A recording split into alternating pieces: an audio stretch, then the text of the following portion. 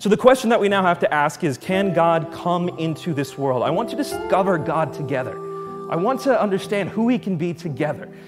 Now, remember what we just talked about with Tawheed. There's a lot of disagreement throughout Islamic history and even today on Tawheed.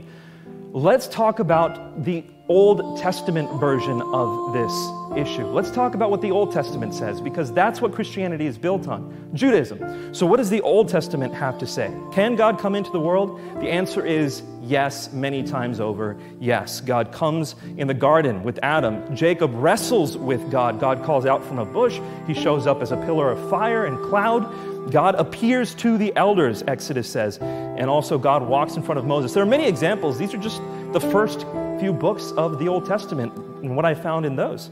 So can God come into this world? The answer is, Inna Allaha ala kulli shay'in qadir. God is able to do anything that He wants to do. Nabil and I, of course, shared a hotel room on a school trip. I was lying in bed reading the book of Isaiah, but it was hard to focus because there was a Muslim 8 feet away from me, eyeballing me while he's putting away his prayer rug. So I prayed. I said, Lord, some of my conversations with Muslims have not been pretty. So I'm not going to start a discussion with this guy. If you want me to have a discussion with him, let him start it. That's when Nabil said, so, are you a hardcore Christian?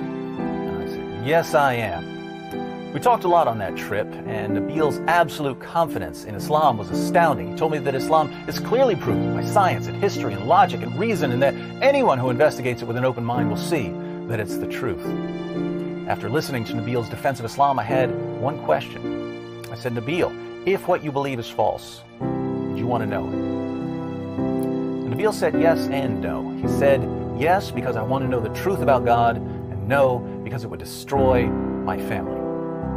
I latched onto the yes part because that was the best part of him. All the disciples ran away from Jesus. When He was arrested, they were fearful. They didn't know what was going on. Of course, we know John watched the crucifixion, and we do know that Peter came to the trial scene, but at least at that time they all ran away.